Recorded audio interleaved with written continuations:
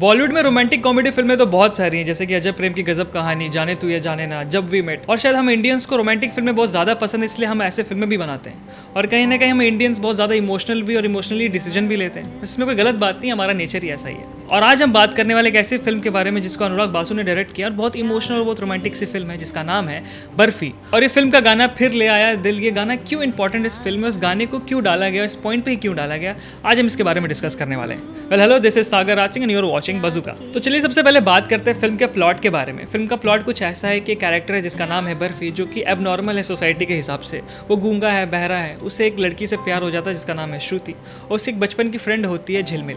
और इन तीनों के बीच का लव ट्रायंगल पे पूरी कहानी है। काफ़ी इमोशनल फिल्म है, अगर आपने नहीं देखा तो आप इसे नेटफ्लिक्स पर देख सकते हैं। और अब हम बात करते हैं अपने टॉपिक पे, जो कि है फिर ले आया दिल क्या कीजिए। गाने के शुरू होने से पहले हम ये देखते हैं कि बर्फी और झिलमिल को ये रियलाइज हो चुका है कि वो दोनों एक दूसरे के लिए बने, दोनों एक दूसरे से बहुत प्यार करते हैं। और वापस वो कोलकाता आते हैं और काफ़ी सालों के बाद वो श्रुति से फेस करता है। जब एक दुकान पे बर्फी काम करता है, उसी दुकान पर श्रुति आती है और फिर श्रुति को बर्फी अपने घर लेकर जाता है झिलमिल से मिलाने के लिए।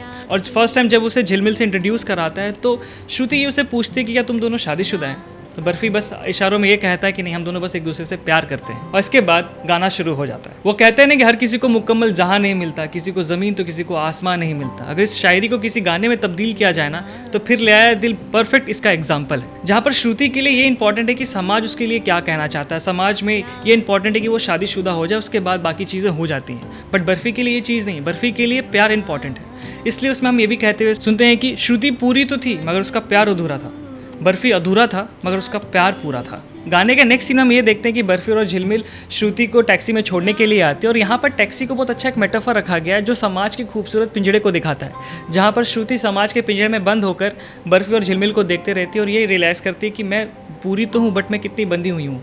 और कहीं ना कहीं बर्फी और झिलमिल समाज से जुड़े हुए तो नहीं है बट इंडिपेंडेंट है, प्यार में है। और इस गाने में श्रुति को for the first time in the film ये रियलाइज होता है कि जिस चीज़ों के पीछे वो भाग रही थी, जो समाज उससे करवाना चाह रहा था, और वो सारी चीज़ें जिस पर वो टिक मार करती, हाँ ये भी डन, ये भी डन, कहीं ना कहीं उसे ये रियलाइज़ होता है कि इससे सब चीज़ों में कुछ नहीं रखा है। कहीं ना कहीं हमारे प्यार को प्रायोरिटी रखना, उसे कंप्लीट करना, उस पर मुकम्मल करना बहुत ज़रूरी है। और कहीं ना कहीं गाने के बोल में भी हमें सुनने को मिलता है। और इस फिल्म में अनुराग बासु ने बहुत खूबसूरत सा मेटाफर भी हमारे सामने लेकर आए हैं, जहाँ पर हम ये देखते हैं कि बर्फी और झिलमिल जो सोसाइटी के हिसाब से एबनॉर्मल है बट कितने सही हैं, जो चीज़ वो चाहते वो कर रहे हैं। और जो लोग नॉर्मल है, जो सोसाइटी के हिसाब से सही है और सब अच्छा कर रहे हैं, कहीं ना कहीं वो बंधे हुए हैं। और जहाँ बर्फी और झिलमिल सोसाइटी से बंधे हुए नहीं और वो किसी भी मोह माया में नहीं फंसे हुए हैं, उनके लिए प्यार इंपॉर्टेंट है, वही प्रायोरिटी है। और बात करें गाने के बोल के बारे में, तो गाने के बोल भी कुछ यही कहते हैं कि जो भी अधूरी चीज़ें थी उसको पूरा करते हैं, जो भी चीज़ें मुकम्मल नहीं हुई उसे पूरा करते हैं। और कहीं ना कहीं ओवरऑल यही बताना चाहता है और यही कहना चाह रहा है कि श्रुति जो चीज़ें फेस कर रही थी, जो सोसाइटी के थ्रू वो काम नहीं कर पा रही थी, जो उसे बैरियर्स ला रही थी, वो कहीं ना कहीं उसे पूरा करने का वक्त आ चुका है।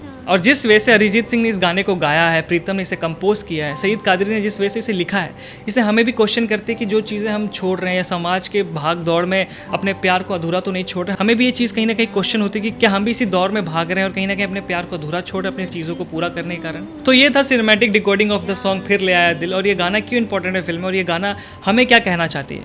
अगर आपको हमारा डिकोडिंग पसंद आता है तो हमें कमेंट सेक्शन में जरूर बताएं कि आप कौन से गाने का डिकोडिंग सुनना चाहते हैं हमसे। और ऐसे वीडियोज़ के लिए बज़ूका को सब्सक्राइब करें, वीडियो को लाइक करें। Bye bye.